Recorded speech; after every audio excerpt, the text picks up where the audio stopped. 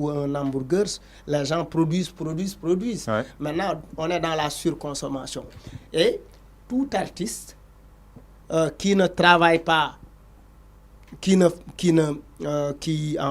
produit pas, il est rangé aux oubliettes, il est oublié. Donc vous êtes interpellé, l'ancienne génération. Oui. Quelle place, vous, oui. l'ancienne génération, quelle place par exemple?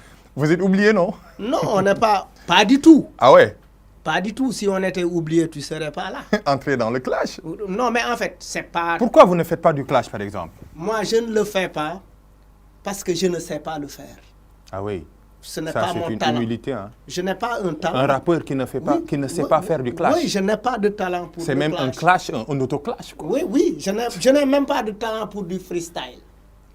Et les battles? Quand non? je commençais à faire du rap, je m'entraînais au freestyle parce que c'était important. C'était pour avoir le réflexe de l'écriture. Oui. J'en avais besoin pour ça. Maintenant, je n'en ai plus besoin. Je ne suis pas bon pour le clash, je ne suis pas bon pour le freestyle, mais je suis beaucoup plus bon pour des textes. Et ce n'est pas les béaba, hein, le clash, le battle?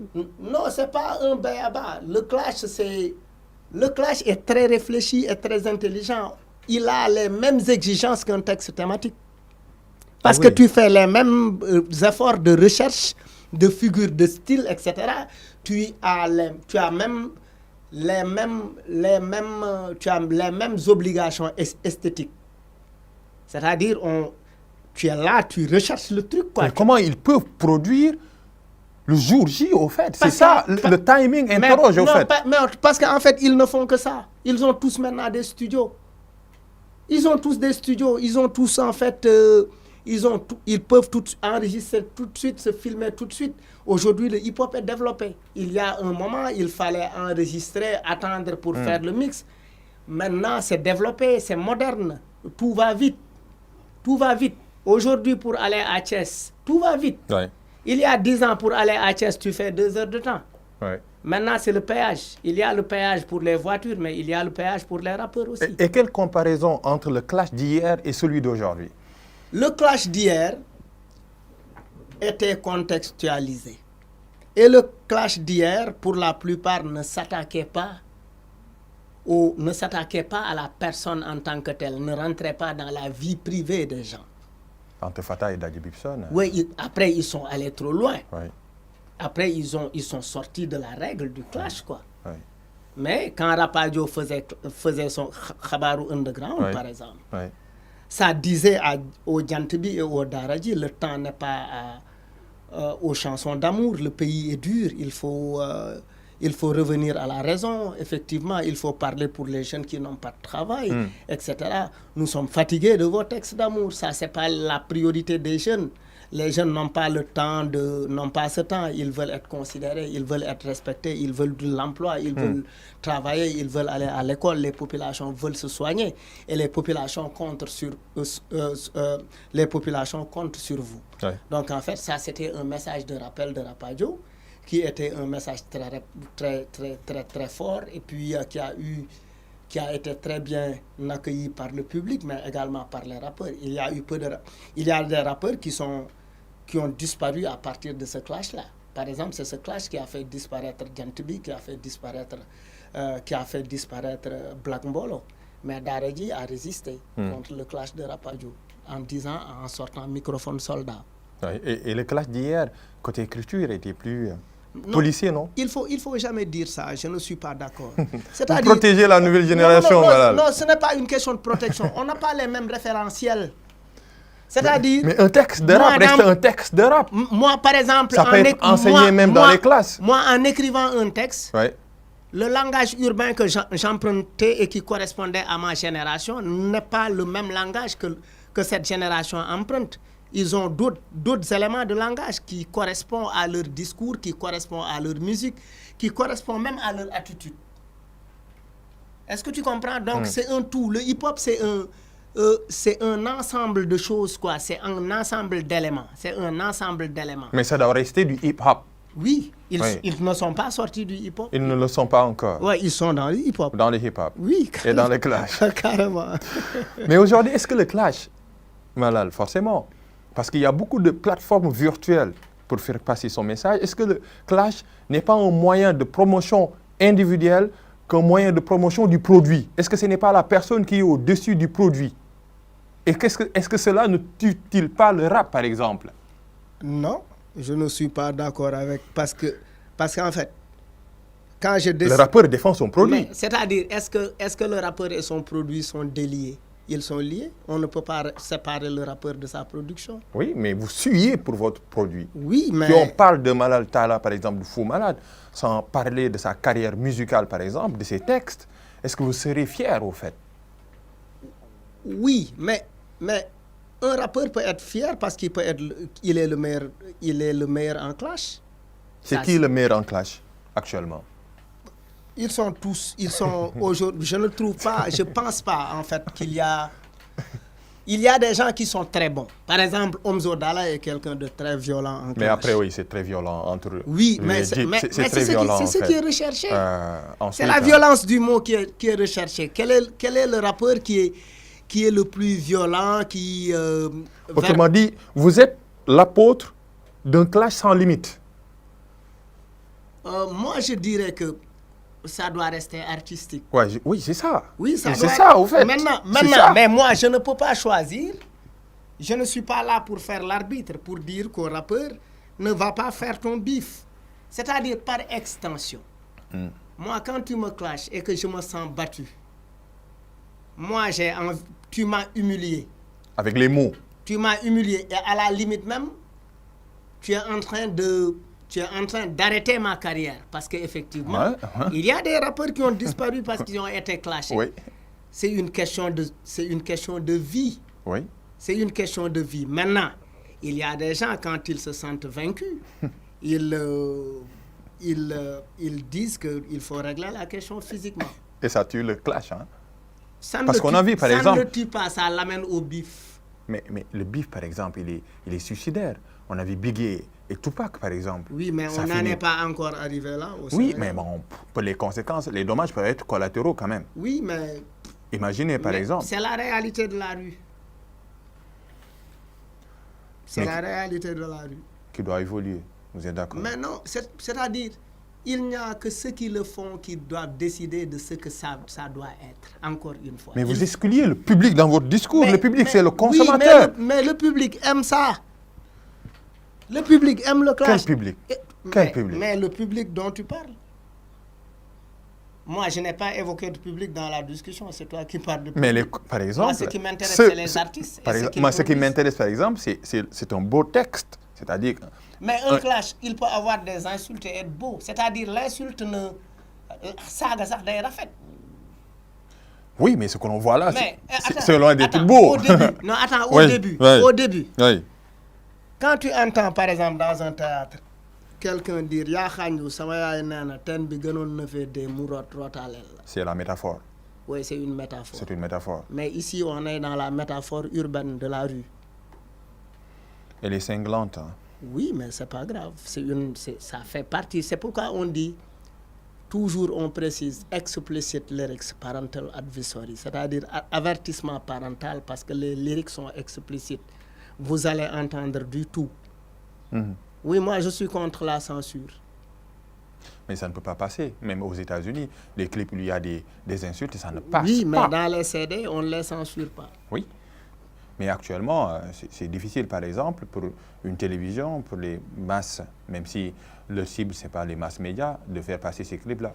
Oui, mais ils ont d'autres canaux pour faire passer ce qu'ils veulent faire passer. Oui. Mais ont-ils le pouvoir économique de continuer tout cela? Oui. Parce que c'est bien beau pour être vrai, au fait. Est-ce que financièrement, tu sais ce que Jay-Z... Je ne sais pas, mais Tu sais ce que Jay-Z représente? Booba a une télé aujourd'hui. Oui. Ouais. Mais quelle est votre responsabilité sur cela? Est-ce que le clash n'a pas tué le rap? Parce qu'on n'a pas une grande maison de production, par exemple. Il y a eu des clashs. Mais on n'a pas besoin de maison de production. Ça, c'est démodé. Aujourd'hui, il y a Internet, il y a les plateformes. On n'a plus besoin de maison de production. Vous parlez tout à l'heure de Jay-Z, de Dr. Dre. Une grande maison de production. Mais ils sont arrivés à se faire de l'argent grâce au rap. Ils sont devenus des multimillionnaires. Il y a une industrie. Oui, il y a une industrie. Maintenant, ces jeunes-là sont en train de construire l'industrie. Vous le pensez? Oui. À travers ce clash-là. Mais par pas exemple, simplement à travers le clash, à travers tout le travail. Et ce sont les étrangers qui viennent récolter les fruits un peu de leur travail, par exemple. Par exemple? Par exemple, les Sony, etc. Il y a les marques étrangères qui viennent, par exemple. Oui, mais actuellement, vous ne pouvez pas me citer, Fou Malade, une grosse maison de production ici au Sénégal. C'est impossible. Et le rap a commencé depuis les années 89-90. Ça fait 32 ans quand même. Mais comme je te dis, quand tu dis une grosse maison de production... Les rappeurs en ont besoin pour détecter les talents. Ils n'en ont pas besoin. Moi, je dis aujourd'hui, tout a changé.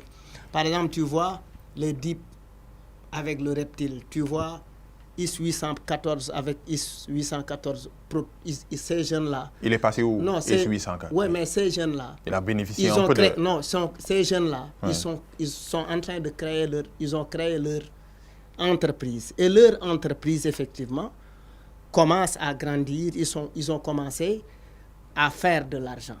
Il faut qu'on les laisse continuer leur travail. Ils deviendront de grandes maisons. Le hip-hop se porte bien actuellement. Oui. Parce qu'on... Oui. Il se porte très bien. Ce n'est pas une question de contexte. Non. Le hip-hop se porte très bien aujourd'hui. Regardez les Mbalakman, ils s'habillent comme les rappeurs. Quel Mbalakman? Presque la moitié, toute la nouvelle génération. Toute la nouvelle génération de Mbalakman, de Wali à Sidi, etc. Donc les rappeurs doivent se questionner. Non, écoute, Wali ne s'habille pas comme ça, non, je veux dire, ils s'habillent comme les rappeurs, ils s'habillent comme les Samba. Tu ne peux plus distinguer Wali de Samba Peuzzi. Et même musicalement. Et vous êtes d'accord sur ça? La culture hip-hop est... Non, mais parce que c'est ça sa force. C'est ça sa force. Parce qu'on a vu Nidov, par exemple, tirer sur lui. Oui, mais parce qu'il est d'une autre génération. C'est un conservateur. Oui. Et ça, c'est important. Il faut qu'on ait des conservateurs, il faut qu'on ait des puristes, mais il faut qu'on ait des gens qui sont dans la tendance. Parce que si on n'a pas ces contradictions, le débat du hip-hop n'est pas animé et le hip-hop est mort. Mais c'est une culture. Oui. Le hip-hop. Mais oui, c'est parce que c'est une culture très démocratique avec des idées différentes, avec des philosophies. Moi, je suis sûr que jamais vous allez vous habiller comme les Mbalakman. Je suis devant les caméras et je le dis. Parce que ça ne me correspond pas. Oui, parce que la culture du hip-hop, c'est une culture. Écoute, même le mot Mbalakman, ce sont les hip-hopeurs qui l'ont créé. Ah oui, ça je ne le savais pas. Quand le hip-hop est venu pour se faire une place et pour se faire remarquer, ils ont trouvé tout de suite des adversaires. Et les premiers adversaires, ce sont les Mbalakman. Oui. On a vu Rapadio, par exemple. Oui. Après, quand ils ont imposé le hip-hop, quand ils ont promu le hip-hop, quand le hip-hop a commencé à prendre de l'ampleur, on a commencé à avoir des orthodoxes, on a commencé à avoir des puristes, effectivement, et à avoir d'autres artistes qui ont choisi d'être dans la tendance. Par exemple, les orthodoxes se considèrent comme la police du hip-hop. Oui. Est-ce que tu vois? C'est important. Oui, c'est nécessaire. Oui, c'est très important et c'est nécessaire. Mais la tendance nous met dans l'actualité. C'est-à-dire, ce n'est pas conflictuel, c'est complémentaire. Ah oui. Parce qu'ils sont tous du hip-hop. Oui. Nous sommes majoritairement musulmans au Sénégal. Oui. Mais nous avons des Mourides, des Tidjanes et des Layènes. Ce sont des voix, oui. Et nous avons aussi des Ibadou Rahman qui disent qu'effectivement, c'est Dieu et le prophète. D'autres disent que oui, c'est Dieu, le prophète, mais aussi le marabout, qui est notre guide spirituel. Et pourtant, ça ne les empêche pas d'être musulmans. Que Samba rappe sur du Pape Ndiaye Tama, que Ngaka mette du marimba, ça n'empêche pas à Ngaka de se réclamer du hip-hop. Maintenant, ils ont une nouvelle vision musicale, idéologique du hip-hop. Et l'idéologie du hip-hop n'est pas statique, c'est quelque chose qui évolue. Oui. Et ça, il faut quand même qu'on l'accepte. Maintenant, je te disais tout à l'heure que cette nouvelle génération a réussi même à tirer les Mbalakman dans le jeu, dans le game du hip-hop. Oui. On a vu le clash, quand il y a eu le clash, ce sont des animateurs Mbalak qui ont invité les rappeurs. Parce qu'il y a de la sonorité Mbalak. Non, c'est pas pour ça. C'est parce qu'effectivement, ils veulent s'attirer le buzz, effectivement, de ce que les rappeurs ont créé, de ce que ces rappeurs-là ont créé. Cheikh Sarr a invité, l'autre, comment il s'appelle, Abba a invité. Parce que les rappeurs se sont réconciliés des Mbalakman également. Oui, mais c'est pas mauvais. Tu sais pourquoi c'est pas mauvais? Oui, oui, bien sûr. On cherchait une place, oui. On s'est battu, on a imposé notre place. Et aujourd'hui, même les musiques que les Mbalakman font, les singles sont produits par des rappeurs. Parce que les rappeurs, les beatmakers rappeurs, sont très vite allés, ont modernisé le truc, ils ont allé chercher des banques de sons, ils ont créé des packs, etc. Oui. Ils ont créé des trucs. Maintenant, pour composer du mbalax, on n'a plus du mbalax, ou pour sampler du mbalax, on n'a plus besoin de réunir des musiciens, un guitariste, on s'appuie sur des boucles, on s'appuie sur des samples, etc. Et ça, c'est quand même assez important. Et c'est ce qui tire les mbalaxmen vers nous, c'est le hip-hop qui contrôle aujourd'hui. C'est important. Nous sommes dans Djoko Studio, vous préparez quelque chose forcément pour finir.